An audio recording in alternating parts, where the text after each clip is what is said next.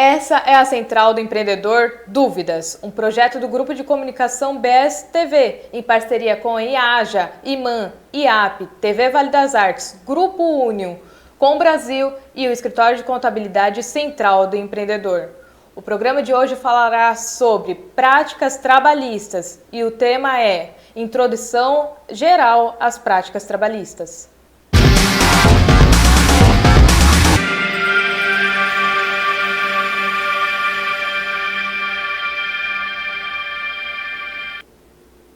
A Central do Empreendedor traz periodicamente vídeos falando sobre temas trabalhistas, tributários, de contabilidade, enfim, temas sobre o empreendedor e as empresas. Hoje nós vamos falar com a Marcele Marchiori. Boa noite, Marcele. Vamos lá, Marcele. Vamos falar sobre práticas trabalhistas. Qual é a primeira pergunta de hoje? Boa noite, Thaís. Boa noite a todos. A primeira pergunta é: o que é a tão falada CLT? CLT, né? A Consolidação das Leis do Trabalho, né? É uma sigla, Consolidação das Leis do Trabalho.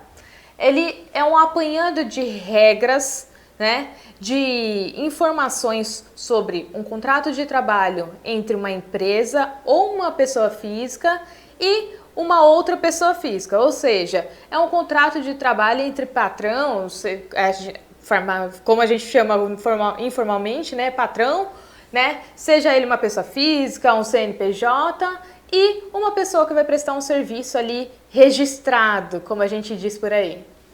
Thaís, quais são as vantagens de ser seletista? Tá, seletista, que vem da CLT, né, é aquela pessoa que segue as regras, né, segue essas regras de registro, da consolidação das leis do trabalho, certo? O que acontece? Essa pessoa tem como vantagens as vantagens como férias, 13º, enfim, tudo aquilo que é proporcional a um trabalhador que trabalha registrado. Caso em algum trabalho que exija insalubridade ou, enfim, periculosidade, todas essas informações, todas essas vantagens, vamos dizer assim, que o trabalhador tem, está garantida pela CLT. Ou seja, se ele é seletista, tudo isso tem para ele, tem que acontecer para ele. É lógico que, além das vantagens, tem as regras que você tem que seguir, as normas, né? Enfim. Mas, de qualquer forma, a vantagem de ser seletista é que você tem uma segurança. Perfeito, Thaís. Onde é que eu registro um menor aprendiz para entrar em uma empresa? Vamos lá.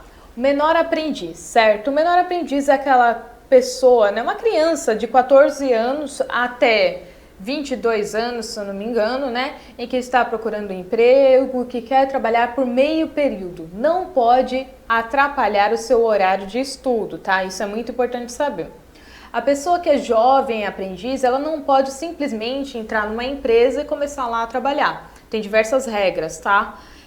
Uma delas é que ela tem de, além de estudar o ensino regular na escola e trabalhar naquele período ali de 4 horas durante o dia, ele não vai trabalhar todos os dias da semana. Alguns dias são reservados para estudo, mas em relação àquilo que ele está fazendo no serviço.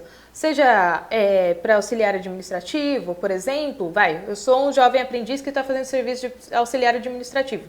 Vou aprender alguma coisa de informática, alguma coisa relacionada a escrever, enfim, coisas relacionadas àquilo que você está executando, certo? Também o jovem aprendiz tem regra para a empresa que está contratando. Não é qualquer empresa que pode contratar um jovem aprendiz.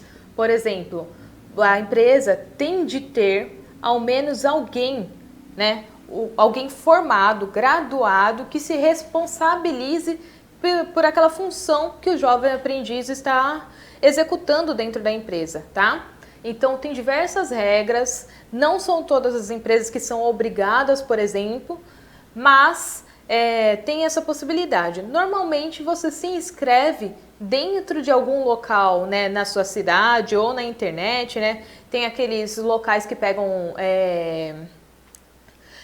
as informações, né, dos estudantes e tudo mais que procuram essa área, enfim, e eles com esse currículo vão distribuir nas empresas que têm interesse e eles quem vão escolher. Mas sempre tem um lugar separado, como por exemplo o CIEE da vida, sabe? Então, esse jovem aprendiz tem que procurar esses centros para aí sim conseguir uma vaga em alguma empresa. E esses jovens aprendizes, eles são registrados, né, na carteira de trabalho, na CLT? Sim, o jovem aprendiz, apesar de, né, ter aquele tempo de estudo também, tem que respeitar algumas regras, é menor de idade em sua maioria. Quando eu falo em sua maioria, porque tem jovem aprendiz que é um pouco mais velho, a partir de 18 anos, não é um problema também, mas ele tem um registro em carteira, tá? Hoje em dia, a gente tem, em 2024, o E-Social, que é um programa do governo, né, em que, a partir do momento em que a pessoa é registrada como funcionária, ou como jovem aprendiz, ou como estagiário, por mais que estágio não tenha vínculo empregatício em si, só de ensino, né, de aprendizagem, né, tudo isso vai para o E-Social e automaticamente vai para a carteira, né, digital da pessoa, tá? Então, sim, o jovem aprendiz tem esse tempo de registro em carteira, porque ele prestou um serviço. No caso do estagiário não é um serviço, mas também cabe a carteira, tá? Digital por conta do E-Social, que é um programa do governo. Thaís, toda empresa é obrigada a contratar um menor aprendiz? Se sim, qual a quantidade, como que funciona essa contratação?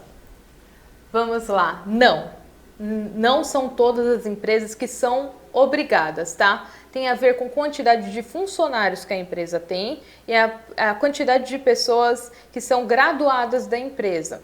Normalmente tem uma regra lá de proporcionalidade, tá? Então, por exemplo, a empresa tem mais de 10 funcionários e tem alguém graduado para acompanhar esse jovem aprendiz. Além disso, são empresas que normalmente não são do Simples Nacional, tá? Normalmente essa obrigatoriedade, porque tem questão de obrigatoriedade também, são de empresas que não são enquadradas no Simples, né? São de regime normal de apuração e que tem quantidade de funcionários elevada e com alguém graduado lá dentro para acompanhar esse jovem aprendiz. Perfeito. Thaís, eu posso ser registrado enquanto eu recebo o seguro-desemprego? Essa é uma dúvida muito comum entre os trabalhadores brasileiros. Vamos lá. Saí de uma empresa, fui demitido de uma empresa, estou recebendo meu seguro-desemprego, era um bom funcionário, tenho um bom tempo de casa, estou recebendo meu seguro-desemprego lá. Tenho inclusive 5 parcelas a receber. Mas como era um bom funcionário, eu já consegui um novo emprego. Eu tenho como seguir recebendo seguro-desemprego e trabalhando registrado em outro lugar? Não, tá? Pode até ser que tenha algum erro em sistema que permita que você acabe fazendo as duas coisas, tá? Seja registrado e ainda receba o seguro-desemprego, mas se ocorreu esse erro, em algum momento eles vão notar, tá? O governo vai notar que houve esse equívoco e é capaz dele pedir para você repor aquilo que foi pago para ti como seguro-desemprego. Seguro-desemprego, ele é uma vantagem, né, para quem é seletista, que a gente estava falando, para quem tem um tempo de casa e acaba sendo demitido por N motivos, enfim, quando não é por justa causa, né, e para que ele tenha uma garantia até que ele consiga um novo emprego. A partir do momento que você é registrado num novo lugar, não tem por que você ter essa seguridade, entendeu? Você já está recebendo de um outro lugar. Então, a partir do momento que você é registrado, se você não cancelou o seu seguro-desemprego, eu recomendo que você cancele, caso ele não caia automaticamente, porque se o governo ver que pagou parcelas a mais para você enquanto você já estava recebendo de outro lugar, ele vai pedir para você devolver retroativamente. Thaís, então se eu por acaso deixei algumas parcelas de lado para ser registrado em um novo serviço, essas parcelas que eu cheguei a cancelar, não cheguei a receber porque fui registrado, elas são cumulativas para um próximo recebimento desse valor? Elas não são necessariamente cumulativas, tá? Por exemplo, eu tinha 5 parcelas, peguei 2, você demitido de outro lugar ia receber 5 parcelas. Como tinha mais 3, ficou 8 parcelas. Não, isso não é cumulativo, tá? O que pode acontecer é se eu for demitido novamente, tem algumas regras no seguro-desemprego que eles dão a permissão, né? Dependendo do tempo de serviço, se você foi demitido mais de uma vez, há quanto tempo, eles dão algumas parcelas a mais de seguro-desemprego. Mas não significa que vai ultrapassar 5, por exemplo, tá? O máximo que a gente tem é 5 e não é cumulativo. Thaís, eu posso segurar o registro enquanto recebo seguro-desemprego? Porque eu mesma já ouvi falar isso. Por exemplo, olha, não me registra não, eu ainda estou recebendo o seguro-desemprego, eu já começo a trabalhar para você e depois, quando acabar as parcelas, você me registra. Isso pode acontecer? Não, tá? Um simples assim seria não, tá? O que acontece? O seguro-desemprego, ele é uma vantagem, ele é uma ajuda de custo para aquela pessoa que teve um passado trabalhando, que tem ali um histórico, né, de serviço e que infelizmente foi demitido, né, independente do motivo foi demitido e vai procurar um novo emprego, certo? O máximo que tem são 5 parcelas, inclusive porque eles consideram que 5 meses é o tempo que você vai levar no máximo aí para conseguir um novo emprego, levando em consideração o seu histórico, enfim, tudo mais.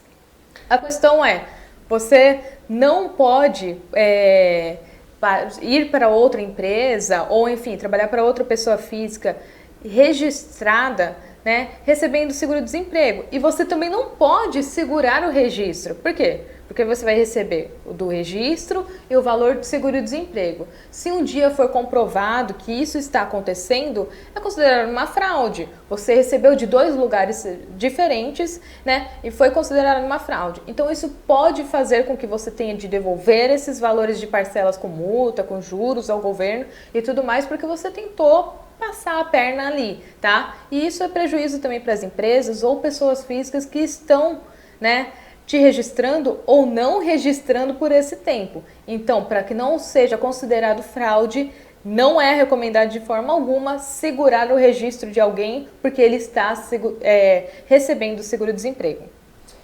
Próxima pergunta é: moro longe do meu emprego. O meu patrão, dentro da CLT, é obrigado a me pagar vale transporte? Sim, a CLT garante ao trabalhador o vale transporte. Significa que nada será descontado de mim?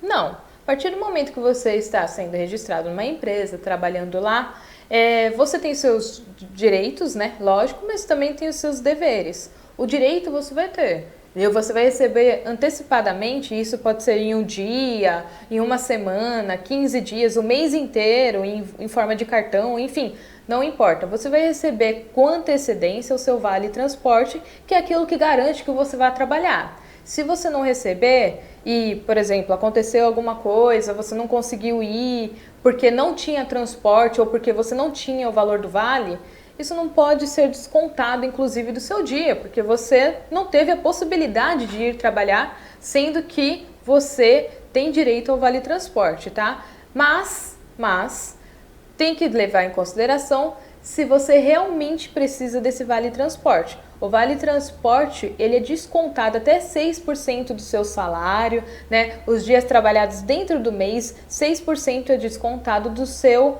olerite no final do mês. Então, se você não vai pegar algum transporte e você, né, tá dizendo que está usando o transporte e só para receber o vale, saiba que você terá esse desconto e, além disso, se comprovado que você está usando de má fé só para receber um adicional ali, né, por fora, né, isso pode ir contra você que está fraudando, né, o sistema, e você pode ser demitido, inclusive, por justa causa, por fraudar nesse caso, tá?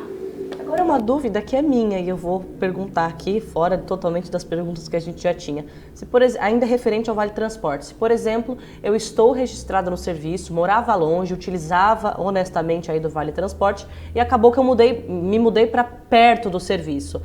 Eles tiram esse Vale Transporte, obviamente, e eu começo a receber isso, ou isso é tirado de vez aí da minha CLT? partir do momento que você não utiliza de qualquer que seja o benefício, né, você pode virar para a pessoa, para a empresa ou para a pessoa física e falar assim, olha, eu não tenho mais interesse em receber isso. O Vale Transporte, ele é pago à parte porque você está utilizando para ir até o seu local de serviço. Inclusive, se você não usar desse transporte para ir até o local de serviço, porque você não quis, por exemplo, a empresa pode questionar você, olha, você está me cobrando, né? Eu te paguei daquele dia, mas você não veio utilizando o transporte, você veio a pé, de bicicleta, enfim, de outra forma, e não utilizou o Vale Transporte. Você pode ser questionado, você pode, entendeu? Mas se você não for mais utilizar, né, o Vale Transporte, que é o exemplo aqui do momento, vire para a empresa ou para a pessoa física que está te registrando, né, que te registrou e fale, olha, a partir desse momento eu não preciso mais. Você não terá mais o desconto da sua folha, né, do seu holerite, mas também não vai receber mais porque você não está mais utilizando. E isso é só uma vantagem do trabalhador. Outras vantagens, outras questões, outras dúvidas que você tem, e se você tiver uma empresa, você pode entrar em contato com a Central do Empreendedor. Porque a Central do Empreendedor, além desse programa que nós trazemos, né, para educar, na verdade, o empresário, aquela pessoa que está entrando nesse negócio, né, nesse mundo de negócios, ela também traz a contabilidade, uma gestão de A a Z da sua empresa, mesmo que à distância. Você consegue encontrar a Central do Empreendedor a partir de um clique lá no site centraldoempreendedor.cnt.br, como está escrito aqui embaixo, né, na sua telinha, ou entrar em contato a partir do QR Code que está na tela também, ou o WhatsApp 13 997 54 4635. A Central do Empreendedor, que faz uma gestão contábil geral da sua empresa, ela atende o Brasil inteiro e ela é feita por pessoas. Não são robôs que estão te atendendo. É um valor baixo, vai te atender muito bem, não vai deixar nada passar, porque às vezes a IA, os robôs, né, que estão por aí, dentro dos sites que são contratados, acabam deixando passar alguma coisa, mas a Central do Empreendedor tem um cuidado com você, porque é feito de pessoas para pessoas. Entre em contato com a Central do Empreendedor e conheça os nossos serviços. Vamos voltar aqui. Qual é a próxima dúvida, Marcele? Thaís, você já ouviu falar assim? Uma frase que diz, meu marido tem 2 empregos? É isso que eu quero saber. Será que eu posso trabalhar em 2 empregos? Sim, Marcele, você pode trabalhar em 2 empregos, tá? Você, por ser registrado em um lugar, não te tira o direito de ser registrado em outro, tá? Desde que os horários não sejam conflitantes, tá? Para menores de 16 anos, por exemplo, não pode conflitar com o horário de escola, né? Para menores, ou de 16 a 18 anos, né? Para menores de 18 anos, perdão. Não pode conflitar com o horário de ensino. Mas, para quem já passou dos 18 anos, da maior idade, né? Você pode trabalhar em 2 lugares normalmente, desde que não conflite um horário com o outro. Você tem contrato de trabalho, você tem carga horária específica para fazer em qualquer que seja o lugar que você vai trabalhar registrado, e eles não podem se conflitar. Porque, por exemplo, como que eu estou às 4 horas, né, trabalhando num lugar e no outro? Não tem como. Então, isso é o que não pode acontecer. Todavia, você pode trabalhar em 2 lugares diferentes. O que você não pode é caso o seu contrato tenha um termo lá falando que você não pode ir para outro lugar. Se você assinou um contrato em que você é exclusivo daquela empresa ou daquela pessoa física ali, você não pode trabalhar para outra pessoa. Mas isso é muito raro, tá? São ocasiões muito diferentes. Por exemplo, nós temos professores. A carga horária normal aqui no estado de São Paulo, em 2024, dos professores é de 22 horas semanais, o que faz com que ele consiga trabalhar em mais de uma escola diferente, porque ele trabalha 22 horas, né, no período da manhã em uma escola e às vezes ele trabalha em outra escola no período da tarde. Então você pode ser registrado em 2 lugares diferentes, desde que a carga horária não conflite uma com a outra. Se eu for demitido dos 2 serviços, esses 2 serviços aí que eu estava trabalhando ao mesmo tempo, eu recebo o seguro-desemprego dos 2 empregos? Sim, você vai receber proporcional, tá? Se você foi demitido ao mesmo tempo, ou seja, você não está recebendo, né, de nenhum outro lugar, não tem mais nenhuma outra fonte, você vai receber proporcional a eles. E aí é lógico, tem toda uma conta, tá, que é feita. Você nunca vai ganhar 100% daquilo que você recebia. Se você recebia 2.000 em um, 2.000 em outro, você nunca vai receber os 4.000. Mas isso independe se você trabalhava em um lugar, se você trabalhava em dois, em três. Isso não importa. O que vai importar é que você nunca vai receber. É no máximo 80% daquilo que você recebia total, tá?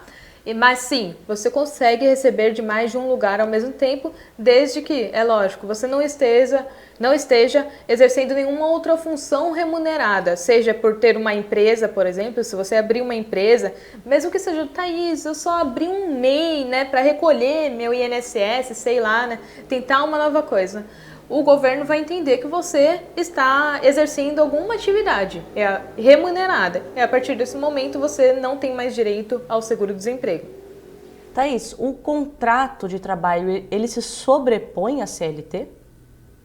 Olha, o contrato de trabalho, ele não sobrepõe, vamos dizer, a CLT. Depende do ponto de vista, tá?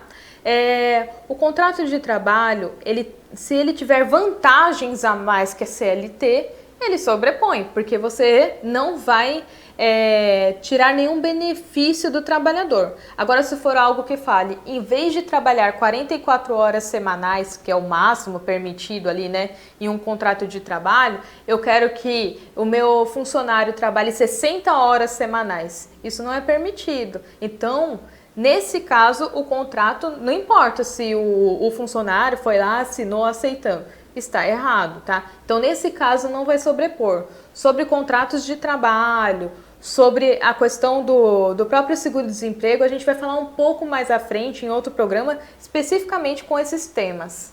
Perfeito. O que acontece se eu perder a minha carteira de trabalho? Vamos lá, né? Desde a pandemia, a gente não tem mais carteiras de trabalho física, tá? Então, se você perdeu a sua carteira de trabalho física, você vai passar a utilizar somente a digital. Hoje, todo mundo, né, pelo menos no estado de São Paulo, que utiliza a carteira de trabalho, né, mesmo que seja física, já tem uma carteira de trabalho digital. Basta você acessar lá a carteira de trabalho, lá o aplicativo, enfim. Tá? Isso, a carteira digital serve para todo o país, tá? Aqui no estado de São Paulo, a partir de 2020, não tem mais carteira física. Em outros estados começou um pouquinho antes a tirarem a física do ar, em outros depois, tá? Mas aqui em São Paulo começou em 2020. O que importa é, utilize a carteira de trabalho digital. Ela utiliza o seu CPF, tá? E isso que vai ser importante para você ter a carteira de trabalho digital. Eu posso escolher a data das minhas férias? Se você é funcionário, eu sinto lhe dizer, mas quem decide as férias não é você, tá? A empresa ou pessoa física contratante, né, o empregador é quem decide a data das suas férias e não o empregado.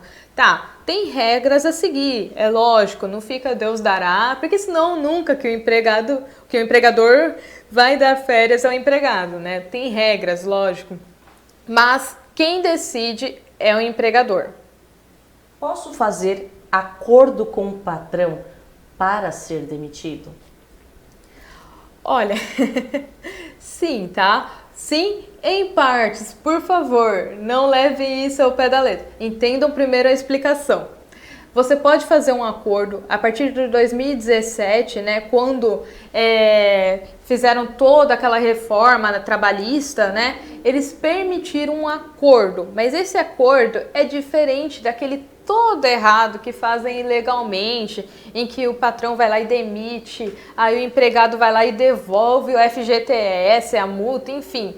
Não é nada disso, tá? Existe um acordo, sim, entre as partes, em que há rescisão em comum acordo, tá? Em que a empresa vai pagar 20% de multa de FGTS, não é 40%, mas, entenda, o empregado vai perder o direito de receber o seguro-desemprego, porque ele está em comum acordo com a empresa. Ou seja, eu já tenho ciência do que vai acontecer, também não quero trabalhar mais aqui. Ou seja, você não precisa receber aquele seguro-desemprego, que é o que é uma garantia, né? Até que você consiga um novo. Se você não está de acordo e você quer sair da empresa também, não tem por que você receber o seguro-desemprego. E o FGTS, além da multa ser reduzida a 20% ao invés de 40%, o funcionário não consegue sacar 100% daquilo que está guardado, tá? Aquilo que foi depositado nos anos de empresa e tudo mais, ele só consegue pegar até 80% de tudo que foi depositado, tá? Lembrando que tem saque aniversário e tudo mais, mas eu não vou entrar nesse viés agora. A questão é, existe, mas tome cuidado porque existe o legal e o ilegal. Faça pelo legal, tem regras, tem normas para isso, tá? Tem como fazer a partir de 2017 somente e tem muitas regras dentro dele. Então o acordo é um acordo recente, né?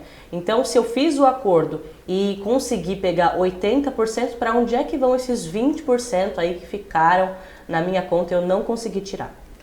Tá, esses 20%, né, que eu não tirei vão permanecer lá, tá? A não ser que você tenha o saque aniversário, que é uma questão lá com a Caixa e tudo mais, ou que tenha, por exemplo, uma calamidade pública em que liberem parte do FGTS para você retirar, senão ele fica guardado até a sua aposentadoria. A pessoa que é aposentada, ela saca o FGTS, né, integralmente, ela consegue ter acesso ao FGTS em tempo real. Por exemplo, se ela é aposentada e trabalha em algum lugar ainda e recebe o FGTS, ela automaticamente vai pegando, aquilo não vai se acumulando como com as outras empresas que não são aposentadas. Ou você espera a sua aposentadoria, ou uma calamidade pública, não sei, que libere o FGTS, ou tem algumas normas aí que você consegue para comprar sua casa, para, enfim, dar de entrada em materiais para construir sua própria casa. Tem algumas regras que permitem, mas em geral ele vai ficar guardado lá até o dia que liberarem para ti. Meu funcionário, olha, pelo visto esse patrão fez aquele acordo ilegal que a gente acabou de falar, porque a pergunta dele é a seguinte: meu funcionário não devolveu os 40% da multa de rescisão do acordo, o que é que eu faço? Vamos lá, né? Você às vezes nem foi agora, né? Às vezes foi antes de 2017, quando o acordo não era legalizado ainda, né? Esse negócio de acordo é muito complicado, tá? Façam apenas se for dentro da lei, entre em contato com a sua contabilidade. Se você ainda está irregular e não tem uma, entre em contato com a Central do Empreendedor, que a gente vai explicar para você como que funciona, a gente faz tudo dentro da lei para você, tá? Caso você tenha demitido o funcionário, tenha feito aquele acordo, né, que não é legal, pagou a multa de 40%, está aguardando o seu funcionário devolver, saiba que ele não vai te devolver e não tem o que você fazer contra ele, tá?